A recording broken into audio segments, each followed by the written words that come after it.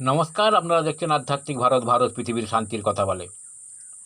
দাড়ি রেখে টুপি পরে যখন সুদ খায়, দুর্নীতি করে কিংবা খারাপ কাজে জড়িয়ে পড়ে, এইগুলো দাড়ি টুপির দোষ নয়।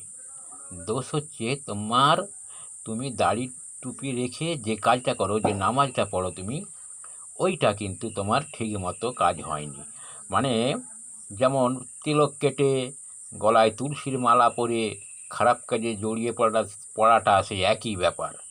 অতএব গুরু দ্বারা প্রাপ্ত কোরআন বা গীতায় উল্লেখিত, কোরআনে উল্লেখিত সালাত, যার বাংলা অর্থ হচ্ছে যোগাযোগের চেষ্টা, গীতাই হচ্ছে যোগ কর্ম সুকৌশলম। যদি গুরু দ্বারা সালাত কিংবা যোগ কর্ম আপনি করেন নির্জনে একা একা, তাহলে ওই খারাপ কাজগুলো করার আগেই আপনাকে পিছন থেকে টেনে ধরবে। তার মানে আপনি ওই তুলসীর মালা আর গলায় আর কপালে চন্দনের তিলক আর টুপি আর দাড়ি পরে ওই নামাজে উঠা বসাই হচ্ছে, আর ওই লোক দেখানো ওই চন্দনের তিলক আর তুলসীর মালা পরাই হচ্ছে।